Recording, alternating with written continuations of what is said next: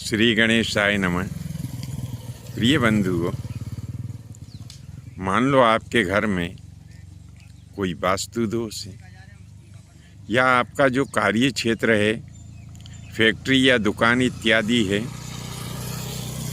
उसमें कोई वास्तु दोष हो और आप ऐसा चाहते हैं कि बिना तोड़े फोड़े ही वो वास्तु दोष दूर हो जाए तो कितना अच्छा रहे।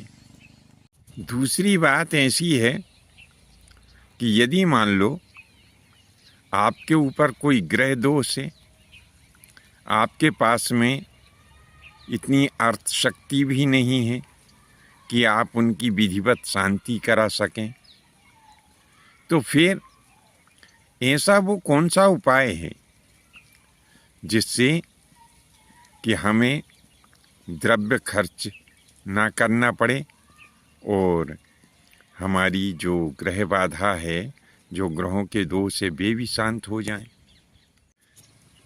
तीसरा प्रश्न यहाँ पर एक ऐसा भी है कि मान लो आपके यहाँ पर पितृदोष हैं और आप किसी कारणवश पितृदोष की शांति नहीं करा पा रहे हैं, तो क्या ऐसा भी कोई उपाय है जो कम से कम खर्चे में पितृदोष की शांति कर दे?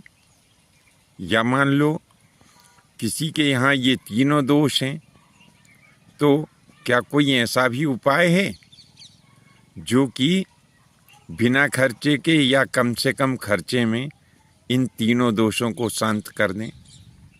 शास्त्रों में ऐसा कोई ना कोई उपाय तो अवश्य ही होगा, क्योंकि हमारे मनीषियों ने प्रत्येक प्रकार के विधानों को पहले ही निश्चित कर दिया है। हम यहाँ पर एक ऐसे ही विधान के बारे में चर्चा कर रहे हैं कि जो एक ही विधान के करने से ये तीनों दोष शांति को प्राप्त हो जाते हैं। तीनों दोषों की शांति के लिए विधान एक ही है, बस थोड़ा थोड़ा सा अंतर है और इसमें आपकी कोई अधिक अर्थ शक्ति भी नहीं लगेगी और ना ही कोई ज़्यादा समय भी लगेगा, यानी समय भी कम लगेगा और आपकी अर्थ शक्ति भी कम लगेगी यदि आप इस विधान को करते हैं तो। अब मन में आप सोच रहे होंगे कि आखिर वो कौन सा विधान है जो एक ही विधान के करने से ये तीनों दोष शांत हो जाते हैं। तो हम आपको बता दें कि यदि आपके यहाँ सुविधा हो तो आप एक देसी गाय पाल लें। अब आजकल तो गाय को खरीदने की भी दिक्कत नहीं है, क्योंकि सड़क पे जहाँ तहाँ गाय इधर उधर घूमती फिरती आपको मिल जाएंगी। तो आप ऐसा करें, किसी एक गाय को पाल लें, यदि आपके यहाँ जगह है, उसको खिलाने पिलाने की व्यवस्था है तो। और यदि आप गाय को नहीं पाल सकते हैं तो ऐसा करें कि किसी एक गाय के लिए ऐसी व्यवस्था कर लें कि वह गाय प्रतिदिन आपके घर आ जाए। जब वह गाय आपके घर के भीतर आ जाएगी और आप उसकी सेवा इत्यादि करेंगे, तो उस समय गाय प्रसन्न होकर के जब रंभाती है तो उसके रंभाने मात्र से जो नकारात्मक शक्तियाँ होती हैं वे दूर भाग जाती हैं। उसके रंभाने मात्र से आपके घर का जो वास्तु दोष है वो शांत हो जाता है और गाय की सेवा करने से नवग्रह सहित 33 कोटि देवी देवताओं की पूजन हो जाती है। जब गाय प्रसन्न हो जाती है तो नवग्रह सहित 33 कोटि देवी देवता हमारे ऊपर प्रसन्न हो जाते हैं। तो इस प्रकार से एक गाय के पूजन करने से, एक गाय को संतुष्ट करने से हमारे घर का वास्तु दोष भी शांत होता है और ग्रह दोष भी शांत होता है।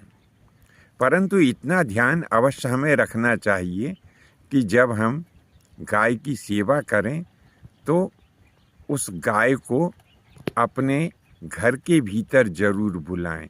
अब आजकल कई लोग जो किराए से रहते हैं, उनका घर इतना बड़ा नहीं होता है कि वो किसी गाय को अपने घर के भीतर बुला सकें। तो उनके लिए ऐसा करना चाहिए कि गाय को अपने दरवाजे के सामने खड़ी कर लेना चाहिए और दरवाजे के सामने खड़ी करके ही उन्हें उस गाय की सेवा, पूजा और अर्चना, वंदना इत्यादि करना चाहिए। ऐसा करने से भी वही पुण्य फल प्राप्त होता है जो गाय को भीतर बुला करके और पूजन करने से जो प्राप्त होता है, वही पुण्य फल आपको गाय को दरवाजे पर ला करके पूजन करने से प्राप्त हो जाता है। इसी प्रकार से जब आपके ऊपर कोई ग्रह बाधा होती है तो उस ग्रह बाधा की शांति के लिए आपको क्या करना चाहिए कि जो देशी गाय होती है ना, वो देशी गाय का थोड़ा सा गोमूत्र ले लें और थोड़ा सा गोबर ले लें। फिर देशी गाय का ही दूध लें और उसी का यानी देशी गाय का ही दही ले लें, देशी गाय का ही घी लें। तो इन सब वस्तुओं को जब हम थोड़ी थोड़ी ले लेते हैं, ज़्यादा नहीं लें, क्योंकि शास्त्रों में ये भी बताया है कि जब किसी भी चीज़ की अधिकता हो जाती है तो वह उतना फ़ायदा नहीं देती है। इसीलिए इन सब को थोड़ा थोड़ा ले लें और किसी पवित्र जल में मिला करके और फिर इससे स्नान करें। तो इस पवित्र जल से जब हम स्नान करते हैं तो हमारी ग्रह बाधा भी शांत हो जाती है। बंधुओं, प्रस्तुत विषय वस्तु आपसे निवेदन है कि यदि आपको अच्छी लगी हो तो अपने 1 या 2 इष्ट मित्रों को अवश्य प्रेषित करें और अपने विचार भी नीचे कमेंट्स बॉक्स में लिखें, क्योंकि आप जो अपने अमूल्य विचार हमें देते हैं उससे हमारा मनोबल बढ़ता है और